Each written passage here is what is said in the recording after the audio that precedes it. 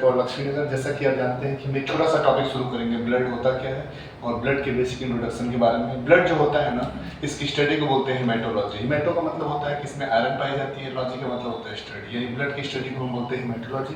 जो ब्लड होती है ना, वो किस टाइप की टिश्यू होती है, तो ब्लड जो होता है एक्चुअली लिक्विड कनेक्टिव टिश्यू होता है। लिक्विड कनेक्टिव टिश्यू का मतलब होता है ना कि इसमें आरबीसी, डब्ल्यूबीसी और प्लेटलेट्स सभी चीजें पाई जाती हैं। प्लाज्मा और ब्लड सेल के कंपोजिशंस होते हैं, इसलिए इसे बोलते हैं लिक्विड कनेक्टिव टिश्यू। जो ब्लड का पीएच वैल्यू होता है ना 7.4 होता है। 7.4 का मतलब होता है ना स्लाइटली बेसिक होता है, यानी इसका नेचर जो होता है ना वो क्षारीय होता है।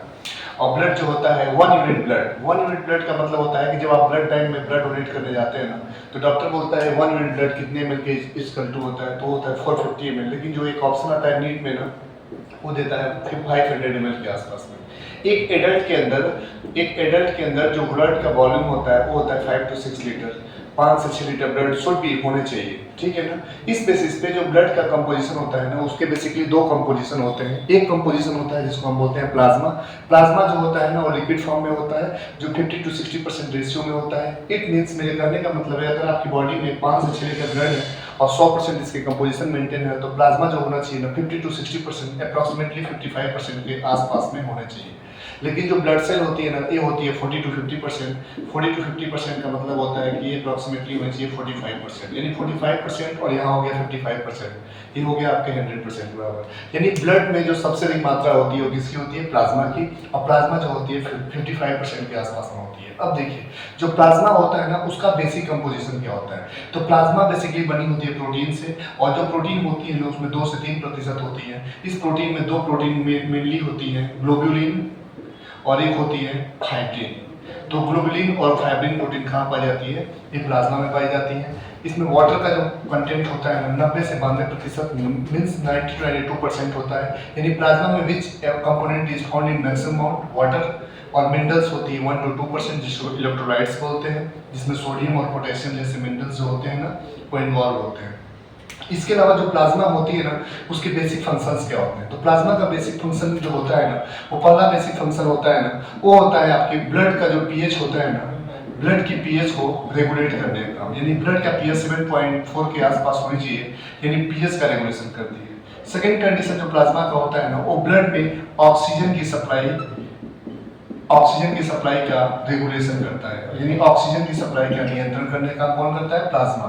और एंटीबॉडी का निर्माण कहाँ होता है, प्लाज्मा में होता है। आपने देखा था कि कोविड में लोग जो होते थे अपने प्लाज्मा को डोनेट करते थे, क्यों, क्योंकि प्लाज्मा में जो होती है ना एंटीबॉडी बनती है, यानी हमारे ब्लड में एंटीबॉडी कहाँ बनती है, प्लाज्मा में। इसीलिए कोविड-19 के समय लोग क्या कर रहे थे, प्लाज्मा डोनेट कर रहे थे, क्योंकि एंटीबॉडी जिस पर्सन को दी जाएगी ना, उसकी इम्यूनिटी क्या हो जाएगी, बूस्ट अप हो जाएगी। एक होता है ब्लड सेल। ब्लड सेल जो होती है ना 40 to 50% के आसपास में होती है, अप्रॉक्सीमेटली 45% के आसपास होती है, और इसमें 3 कंपोनेंट होते हैं। एक होता है आरबीसी, एक होता है डब्ल्यूबीसी, एक होता है प्लेटलेट्स। अब देखिए, आरबीसी को हम बोलते हैं ना red blood corpuscles. Red blood corpuscles इसलिए बोलते हैं कि आरबीसी का जो शेप होता है ना, उसके अंदर न्यूक्लियस नहीं पाई जाती है। डब्ल्यूबीसी को बोलते हैं व्हाइट ब्लड सेल, इसमें न्यूक्लियस प्रेजेंट होती है। एक्चुअली ये एम्बॉयड शेप होता है, इसमें न्यूक्लियस प्रेजेंट होती है। और प्लेटलेट्स भी एम्बॉयड शेप होता है, इसमें भी न्यूक्लियस प्रेजेंट होती है। तो न्यूक्लियस इसमें दोनों में प्रेजेंट होती है, इसलिए इन दोनों को हम सेल के नाम से जानते हैं, और इसमें न्यूक्लियस एब्सेंट होती है, इसलिए इसे हम कॉर्पसल्स के नाम से जानते हैं। यह बेसिक डिफरेंस होता है आरबीसी, डब्ल्यूबीसी और प्लेटलेट्स में। यानी nucleus is present, it is called cell, and nucleus is absent, it is called corpuscles. अब देखिए, कुछ क्वेश्चंस यहाँ से बनते हैं कि जैसे आपने देखा होगा कि कभी आप हिली एरिया में जाते हैं, जब आप पहाड़ों पे जाते हैं, पहाड़ों पे जाना यानी एक नॉर्मल पर्सन के लिए एबनॉर्मल कंडीशन जनरेट होता है। तो आरबीसी का लेवल पहाड़ों पे जाने पे इंक्रीज हो जाता है, और ऑक्सीजन का लेवल जो होता है ना डिक्रीज हो जाता है। तो यहाँ से क्वेश्चन पूछता है, when we go on hilly region in this condition the amount of RBC increases and oxygen supply is decreases.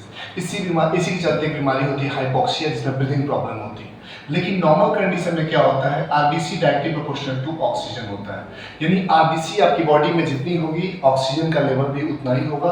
और हिली कंडीशन में क्या होता है, आरबीसी के नंबर्स बढ़ जाते हैं और ऑक्सीजन के नंबर कम हो जाते हैं। अब देखिए, एक और कंडीशन बनता है कि जब आपकी बॉडी में आरबीसी के नंबर बढ़ जाते हैं ना, तो एक डिजीज होती है जिसको बोलते हैं एरिथ्रोसाइटोपिनिया। तो एरिथ्रोसाइटोपिनिया एक डिजीज होती है, वो किसकी होती है, ब्लड में होती है। अब ब्लड के किस कॉर्पसल्स या सेल में होती है, तो उसमें आरबीसी इफेक्ट होता है। सेकेंड कंडीशन बनता है ना WBC को लेके। जब आपकी बॉडी में WBC का लेवल, WBC के नंबर बढ़ जाते हैं ना, तो होता है ब्लड कैंसर। ब्लड कैंसर का मतलब होता है ना कि आपकी बॉडी में ल्यूकीमिया हो गया, और जब WBC के नंबर्स आपकी बॉडी में कम हो जाते हैं ना, तो इसके चलते आपकी जो इम्यूनिटी होती है ना, यानी बीमारियों से लड़ने की क्षमता हो जाती है ना, वो लॉस हो जाती है। तो इम्यूनिटी लॉस होती है WBC के नंबर्स कम होने से, और WBC के नंबर्स बढ़ जाने से, एबनॉर्मल ग्रोथ होने जाने से ना, वो हो जाती है ब्लड कैंसर। और प्लेटलेट्स जो होती है ना, प्लेटलेट्स बेसिकली क्या करती है, ब्लड क्लॉटिंग में हेल्प करती है, जिसके नंबर 1.5 लाख से लेकर 3.5 लाख के बीच होती है। क्लियर? ये होते हैं बेसिक कंपोजिशन ऑफ ब्लड, उसके बेसिक इंट्रोडक्शन। ये क्वेश्चन पूछता है कि जो WBC होती है ना, उसमें ल्यूकीमिया जो होती है, उसमें क्या होता है बेसिकली, जब थेरेपी दी जाती है ना, तो इसमें सबसे अधिक जो इंपॉर्टेंट होता है ना, प्लाज्मा और प्लेटलेट्स का कॉम्बिनेशन थेरेपी बहुत इंपॉर्टेंट मानी जाती है, जो WBC सेल को रिजनरेट करने के लिए, यानी कंट्रोल करने की एक्टिविटीज को मेंटेन करने में किया जाता है। ये होता है ब्लड का बेसिक इंट्रोडक्शन और उसके सेल की कंपोजिशन। Thank you.